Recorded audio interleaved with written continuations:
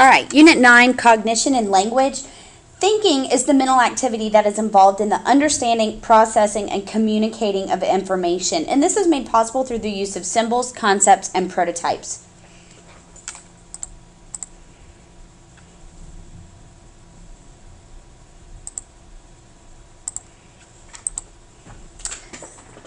All right, again, thinking is a mental activity involved in the understanding, processing, and communicating of information. Symbols are objects or acts that stand for something else. So, like, as you're probably aware, symbols are part of our daily lives. You have a school mascot, an American flag.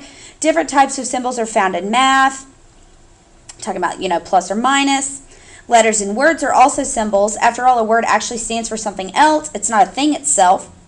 And even your mental images are a type of symbol. If you picture a dog in your mind, that image stands for a dog, but of course it itself is not a dog. If it were not for symbols, we would be unable to think about things that were not present. A concept, for example, what do dogs, horses, and elephants all have in common? Well, they're all animals. Or perhaps you might say that they're all mammals. When we think, we tend to mentally group together objects, events, or ideas that have similar characteristics.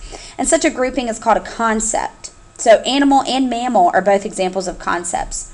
Much thinking involves categorizing new items and manipulating the relationships among them. Think of a new kind of animal, for instance, like just make one up.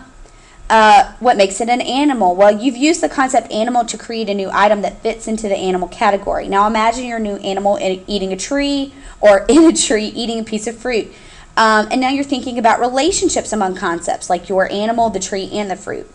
We organize concepts into hierarchies or a series of levels that go from broad to narrow.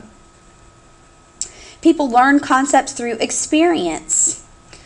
Communication of the meaning of abstract concepts like fairness, beauty, and goodness may require detailed explanations, a variety of personal experiences, and many examples. A prototype, well, often when we think about a concept, we have an image in our minds of a particular example of that concept, even though that concept is actually a category. But a prototype is an example of a concept that best exemplifies that concept. So, for example, when you think of bird, you're probably thinking of like a robin, a sparrow, a typical bird that you would see outside of your window. That's the prototype of a bird. You're probably not thinking about a penguin or a puffin. A prototype does not have to be an actual experienced example.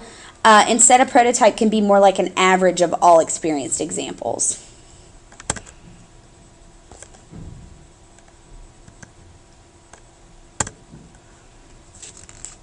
In general, people think in three ways: convergent, divergent, and metacognitive.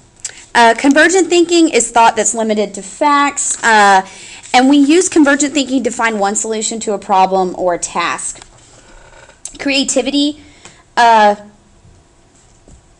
we're going to talk about some things that can get in the way of these things. But convergent thinking, again, thought is limited to available facts. One tries to narrow one's thinking to find the single best solution. However, with divergent thinking, creativity requires divergent thinking rather than convergent thinking, because one associates more freely to the various elements of the problem.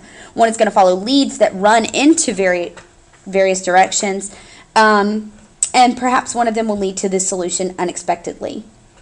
Successful problem solving may require both divergent and convergent thinking.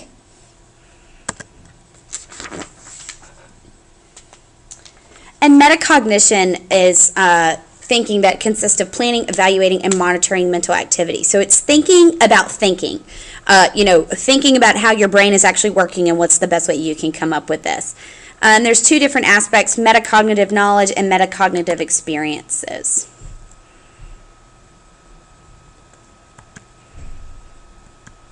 And that's it. Thanks, guys.